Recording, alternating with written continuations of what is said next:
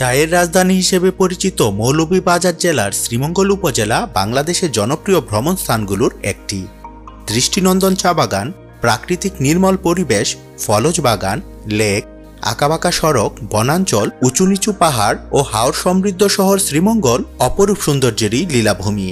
আমাদের ভ্রমণ গাইডের আজকের পর্বে থাকছে শ্রীমঙ্গলের দর্শনীয় স্থান, যাওয়ার উপায়, হোটেল ও রিসোর্টের তথ্য, একদিনে ঘুরে দেখার উপায় ও খরচ সহ শ্রীমঙ্গল ভ্রমণের সকল তথ্য। আশা করি আমাদের এই ভিডিওটি পুরোটা দেখলে শ্রীমঙ্গল ভ্রমণের সবকিছুই আপনার জানা হয়ে যাবে। রূপের কারণে শ্রীমঙ্গলের রয়েছে আলাদা পরিচিতি। নয়নাভিরাম প্রাকৃতিক দৃশ্য আর সৌন্দর্যের এই লীলাভূমিতে বেড়াতে পারবেন সারা বছর। চা বাগানেই সাধারণ ভ্রমণার্থীদের কাছে সবচেয়ে বড় আকর্ষণ। দেশের 163টি চা বাগানের মধ্যে শ্রীমঙ্গল উপজেলায় আছে প্রায় 40টি চা বাগান। শুধু চা বাগান নয়, বিচিত্র এই শ্রীমঙ্গল ও তার আশেপাশে রয়েছে আরও অনেক দর্শনীয় স্থান। লাউয়াছড়া জাতীয় উদ্যান, মাধবপুর লেক, হামহাম ঝর্ণা, রাবার, লেবু ও আনারস বাগান, হাইল হাওর, লাল পাহাড়, চা জাদুঘর, খাসিয়াপল্লী, নীলকণ্ঠ কেবিন, বদ্ধভূমি 71, চা গবেষণা ইনস্টিটিউট, মণিপুরি পাড়া, গারোপল্লী প্রভৃতি। প্রকৃতির সান্নিধ্যে থাকার জন্য শ্রীমঙ্গলে রয়েছে বেশ কিছু ইকো ফ্রেন্ডলি রিসোর্ট। প্রাকৃতিক সৌন্দর্যকে ঠিক রেখে নাগরিক সব সুবিধা নিয়ে গড়ে উঠেছে এই রিসোর্টগুলো। পরিবার পরিজনের সাথে একান্ত সময় কাটানো কিংবা হানিমুনের জন্য বেছে নিতে পারেন শ্রীমঙ্গলের যে কোনো রিসোর্টকে। বৃষ্টি কিংবা কনকনে শীত অনুভব করতে বছরের যে কোনো সময় শ্রীমঙ্গল বেড়াতে আসতে পারেন। ঢাকা ও তার আশপাশ থেকে খুব সহজেই একদিনে শ্রীমঙ্গল ঘুরে আবার ঢাকায় ফিরে আসা যায়। তাই ডে ট্যুরের জন্য শ্রীমঙ্গল অনেকের কাছে পছন্দের জায়গা। কিভাবে শ্রীমঙ্গল ঘুরে দেখবেন কিংবা ডে ট্যুর প্ল্যান কিভাবে সাজাবেন ও খরচ কেমন হবে তার বিস্তারিত থাকছে এই ভিডিওর শেষ অংশে। ঢাকা থেকে শ্রীমঙ্গল যেতে ট্রেন হচ্ছে সবচেয়ে ভালো মাধ্যম। ঢাকার কমলাপুর কিংবা বিমানবন্দর রেলওয়ে স্টেশন থেকে উপবন, জয়ন্তিকা, পারাবত অথবা কালনী এক্সপ্রেস ট্রেনে শ্রীমঙ্গল যেতে পারবেন। শ্রেণীভেদে ট্রেনের টিকিটের মূল্য 240 টাকা থেকে 550 টাকা পর্যন্ত। শ্রীমঙ্গল পৌঁছাতে সময় লাগবে 4.5 থেকে 5 ঘন্টা। ঢাকার ফকিরাপুল, মহাখালী ও সায়দাবাদ থেকে হানিফ, শ্যামলী, সিলেট এক্সপ্রেস ও এনা সহ বিভিন্ন পরিবহনের বাস শ্রীমঙ্গলের উদ্দেশ্যে চলাচল করে।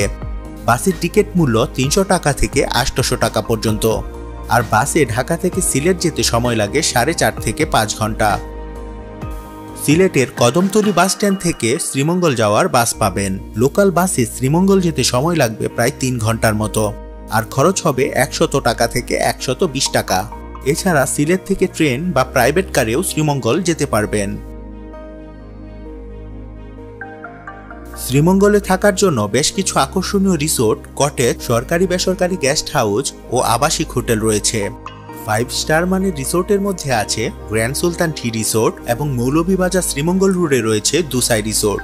এই রিসোর্টগুলোতে থাকতে প্রতি রাতের জন্য খরচ হবে 12,000 টাকা থেকে 50,000 টাকা পর্যন্ত। চা বাগানে ঘেরা ও সুন্দর পরিবেশের রিসোর্টগুলোর মধ্যে নভেম eco resort, Sreemangal tea resort, Nishorgo eco cottage, Balishira resort, Shantibari resort, tea heaven resort, lemon garden resort এবং হিমাচল রিসোর্ট উল্লেখযোগ্য। এসব রিসোর্টে এক রাত থাকতে রুম ভাড়া লাগবে 2,000 টাকা থেকে 10,000 টাকা পর্যন্ত। কম খরচে থাকতে চাইলে শ্রীমঙ্গল শহরে hotel vision, Sreemangal inn hotel, hotel sky park, green leaf guest house ও হোটেল বিলাসের মতো মাঝারি মানের আবাসিক হোটেলকে বেছে নিতে পারেন। এসব হোটেলে এক রাত থাকতে হোটেলের মান অনুযায়ী ভাড়া লাগবে 800 টাকা থেকে 2,500 টাকা পর্যন্ত। এছাড়া সিজন ও বিভিন্ন উপলক্ষে রিসোর্টগুলোতে বিভিন্ন হারে ডিসকাউন্টের ব্যবস্থা থাকে। রিসোর্ট ঠিক করার আগে বর্তমান ভাড়া ও ডিসকাউন্ট সম্পর্কিত আপডেটের তথ্য জেনে নিন। শ্রীমঙ্গলের রিসোর্ট ও হোটেলের অফার এবং বুকিং নাম্বার দেখুন ভিডিওর ডেসক্রিপশনে। শ্রীমঙ্গল ট্যুর প্ল্যান কিভাবে সাজাবেন তা মূলত নির্ভর করবে আপনি কতদিন থাকবেন এবং কি কি জায়গা ঘুরে দেখতে চান। যদি সব জায়গা সময় নিয়ে ঘুরে দেখতে চান তাহলে অন্তত 2 দিন মিলিয়ে ঘুরে দেখলে ভালো লাগবে। বাজেট নিয়ে আপনার যদি কোনো সমস্যা না থাকে তাহলে পছন্দের যে কোনো রিসোর্টে 1 বা 2 দিন কাটিয়ে দিতে পারেন। রিসোর্টের চারপাশের প্রকৃতি দেখার পাশাপাশি আশেপাশের দর্শনীয় স্থানগুলো ঘুরে দেখুন নিজের মতো করে। আর একদিনে ঘুরে দেখতে চাইলে শ্রীমঙ্গলের কাছাকাছি প্রায় সব আকর্ষণীয় জায়গায় ঘুরে দেখা সম্ভব। শ্রীমঙ্গল দেখতে চাইলে সবচেয়ে ভালো হবে ঢাকা বা যে স্থান থেকে আসেন না কেন এমনভাবে রওনা দিন যেন ভোরে শ্রীমঙ্গল থাকতে পারেন। ঢাকা থেকে আসার ক্ষেত্রে রাতের উপবন ট্রেন কিংবা বাসে চলে আসুন। তবে ট্রেন বা বাসে আসলে ভোর রাতের দিকে আপনাকে শ্রীমঙ্গল নামিয়ে দেবে। এই ক্ষেত্রে সকাল হওয়া পর্যন্ত সময়টুকু কিভাবে কাটাবেন তা আপনাকে আগেই ঠিক করে নিতে হবে। শ্রীমঙ্গল এসে আপনার আগে থেকে ঠিক করা গাড়ি কিংবা প্রয়োজন অনুযায়ী সিএনজি, জিপ বা মাইক্রোবাস ঠিক করে নিন। সারাদিন ঘোরার জন্য সবচেয়ে ভালো হবে গাড়ি রিজার্ভ করে নেওয়া। সিএনজিতে সর্বোচ্চ 5 জন এবং জিপে করে 10 জন ঘুরে বেড়াতে পারবেন। সারাদিনের জন্য সিএনজি ভাড়া লাগবে 1200 টাকা থেকে 1500 টাকা পর্যন্ত। জিপ রিজার্ভ নিতে ভাড়া লাগবে 2000 টাকা থেকে 2500 টাকা পর্যন্ত। গাড়ি ঠিক করার আগেই কি ঘুরে দেখবেন, কিভাবে ঘুরে দেখবেন তা আলোচনা করে ভাড়ার ব্যাপারে দরদাম করে নিন। সকালে নাস্তা সেরে প্রথমেই রওনা দিন মাধবপুর লেকের উদ্দেশ্যে। শ্রীমঙ্গল থেকে মাধবপুরের দূরত্ব প্রায় 20 কিলোমিটার। যেতে সময় লাগবে প্রায় 1 ঘন্টা। শ্রীমঙ্গল শহর থেকে বের হওয়ার সাথে সাথেই দুপাশে মনোরম চা বাগানের দেখা মিলবে। গাড়ির চালককে বলে নিবেন নূরজাহান চা বাগানের ভেতর দিয়ে মাধবপুর লেকে নিয়ে যেতে। তাহলে যাওয়ার পথে চা বাগানের সৌন্দর্য 2 চোখ ভরে উপভোগ করতে পারবেন। ইচ্ছে হলে চা বাগানে ডুব মারতেও মানা নেই এখানে। চারপাশে চা বাগান দেখতে দেখতে মাধবপুর লেকের কাছে চলে যাবেন। গাড়ি থেকে নেমে কিছুটা পায়ে হেঁটে চা বাগানে ঢাকা সবুজ পাহাড়ে ঘেরা অপূর্ব মাধবপুর লেকের দেখা পাবেন। লেকের পাশ দিয়ে হেঁটে বেড়ান কিছুক্ষণ। উঁচু টিলায় উঠে পুরো লেকের সুন্দর একটা দৃশ্য দেখতে পাবেন। এই অপরূপ সৌন্দর্যের রেশ অনেকদিন মনকে চাঙ্গা করে রাখবে। মাধবপুর লেকে ঘণ্টাখানেক সময় কাটিয়ে চলে আসুন গাড়ির কাছে। এইবার চলে যান লাউয়াছড়া জাতীয় উদ্যান ঘুরে দেখতে। মাধবপুর লেক থেকে লাউয়াছড়া উদ্যানে যেতে 30 মিনিটের মতো সময় লাগবে। লাউয়াছড়া জাতীয় উদ্যান একটি সংরক্ষিত বনাঞ্চল। বর্তমানে বাংলাদেশের 10টি জাতীয় উদ্যানের মধ্যে লাউয়াছড়া অন্যতম। 250 হেক্টর আয়তনের এই উদ্যানে প্রায় 460 প্রজাতির দুর্লভ উদ্ভিদ ও প্রাণী রয়েছে। টিকিট কেটে প্রবেশ করুন এই উদ্যানে। ছাত্র ও ছোট বাচ্চাদের জন্য প্রবেশ টিকিটের মূল্য জনপ্রতি 20 টাকা। প্রাপ্তবয়স্ক দর্শনার্থীদের জন্য টিকিটের মূল্য জনপ্রতি 50 টাকা। বনের সৌন্দর্যকে আরও কাছ থেকে দেখার জন্য আধা ঘন্টা, 1 ঘন্টা ও 3 ঘন্টা 3টি ভিন্ন ভিন্ন ট্রেইল রয়েছে এখানে। ট্রেইল ঘুরতে যদি গাইড নিতে চান তবে এখানে 3 ক্যাটাগরির গাইড পাওয়া যায়। গাইড নিতে খরচ হবে 200 টাকা থেকে 600 টাকা। ট্রেইলগুলোতে ট্রেকিং করে খুব কাছ থেকে বনের সৌন্দর্য উপভোগ করতে পারবেন। উঁচু নিচু পথ, আলো আধারের চোখ ধাঁধানো খেলা, পাখির কলকাকলি ও ঝিঝি পোকার শব্দ সবকিছু মিলে প্রকৃতির আদিম অনুভূতির জাদুতে আচ্ছন্ন করে রাখবে লাউয়াছড়ার ট্রেইলগুলো। এছাড়া লাউয়াছড়া উদ্যানের ভেতরেই আছে খাসিয়াপুঞ্জি, পানের বরজ, চা বাগান ও ঝিরি। লাউয়াছড়া জাতীয় উদ্যানের মাঝ দিয়ে চলে গেছে ঢাকা সিলেট রেলপথ। এই রেলপথ দর্শনার্থীদের কাছে খুব জনপ্রিয়। এখানে জুল ভার্নের বিখ্যাত উপন্যাস অবলম্বনে নির্মিত around the world in 80 days এবং হুমায়ুন আহমেদের আমার আছে জল ছবির শুটিং করা হয়েছিল। রেললাইনের পাশ দিয়ে কিছুক্ষণ হেঁটে বেড়াতে পারেন। উদ্যানের ভেতরে টিলার উপরে হালকা চা নাস্তার জন্য একটি রেস্তোরাঁ এবং সুভেনিয়ার শপ রয়েছে। জীববৈচিত্র্যে পরিপূর্ণ এই উদ্যানে পছন্দ মতো একটি ট্রেইল ঘুরে দুপুরের মধ্যে ফিরে আসুন শ্রীমঙ্গল শহরে। লাউয়াছড়া থেকে ফিরে আসার পথে পড়বে বদ্ধভূমি 71, চা বাগান, টি রিসোর্ট, লেবু বাগান, রাবার বাগান, আনারস বাগান প্রভৃতি। এই জায়গাগুলোতে আপনার ইচ্ছে মতো কিছুটা সময় কাটাতে পারেন।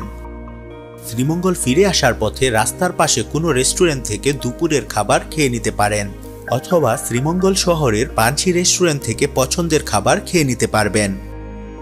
দুপুরের খাওয়া দাওয়ার পর্ব শেষ করে চলে যান সীতেশ বাবুর চিড়িয়াখানা দেখতে।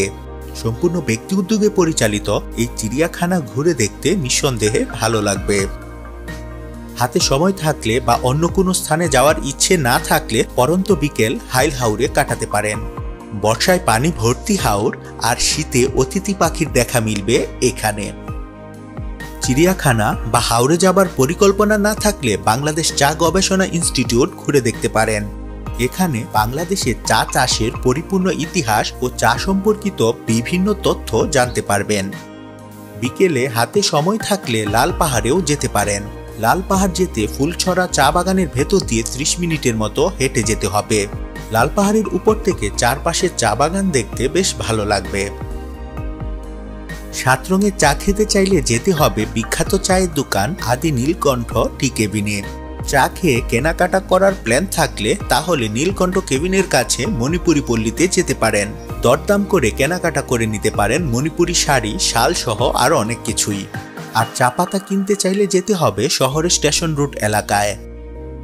শ্রীমঙ্গল ভ্রমণে এই সব কিছুই করতে হবে আপনার হাতের সময় অনুযায়ী। আপনি চাইলে যে কোনো দর্শনীয় স্থান যুক্ত বা বাদ দিয়ে ভ্রমণ পরিকল্পনা নিজের মতো সাজাতে পারেন। আপনার উদ্দেশ্য যদি থাকে শুধুমাত্র চা বাগান ঘুরে দেখা, তাহলে ভানুগাছা রোড ধরে ফিনলে চা বাগান ও নূরজাহান চা বাগান ঘুরে দেখতে পারেন। যদি ওই দিন রাতের মধ্যে ঢাকায় ফিরতে চান, তাহলে শ্রীমঙ্গল বাসস্ট্যান্ড থেকে সন্ধ্যার মধ্যে ঢাকাগামী বাসে উঠে পড়ুন। অথবা ট্রেনে ফিরতে চাইলে সন্ধ্যা 6টার পারাবত এক্সপ্রেস ট্রেনের টিকিট আগেই কেটে রাখুন। আর রাতে শ্রীমঙ্গল থাকতে চাইলে পছন্দ মতো কোনো রিসোর্ট বা আবাসিক হোটেল অগ্রিম বুকিং করে রাখুন। বাজেট ট্যুর ও ভ্রমণ পরামর্শ: 4-5 জন বা 8 থেকে 10 জনের গ্রুপ করে বেড়াতে গেলে গাড়ি ভাড়া করার ক্ষেত্রে কিছুটা সুবিধা হবে। হোটেলে থাকার ক্ষেত্রে দরদাম করে মধ্যম মানের হোটেলে রুম শেয়ার করে থাকুন। নন এসি বাস অথবা ট্রেনে সুবন চেয়ারে গেলে যাতায়াত খরচ কিছুটা কম হবে। ছুটির দিন বা পিক সিজন ছাড়া ভ্রমণে গেলে হোটেল বুকিং, গাড়ি ভাড়া ও কেনাকাটায় কিছুটা ছাড় পাওয়া যায়। ন্যূনতম খরচের হিসেব করলে ঢাকা থেকে একদিনের প্ল্যানে 4-5 জন মিলে গ্রুপ করে ঘুরতে গেলে জনপ্রতি 1200 টাকা থেকে 1500 টাকাতেই শ্রীমঙ্গল ঘুরে দেখতে পারবেন। শ্রীমঙ্গল ভ্রমণ নিয়ে যদি আরও কোনো প্রশ্ন থাকে তাহলে কমেন্ট করে তা আমাদেরকে জানাতে পারেন। যেহেতু সময়ের সাথে সাথে অনেক তথ্যের পরিবর্তন হয়, তাই সকল আপডেটের তথ্য ভিডিওর নিচে ডেসক্রিপশন বক্স থেকে পড়ে নিন। অতি শীঘ্রই নতুন কোনো ভ্রমণ স্থানের বিস্তারিত তথ্য নিয়ে আবারও হাজির হব। সেই পর্যন্ত ভালো থাকুন, সুস্থ থাকুন।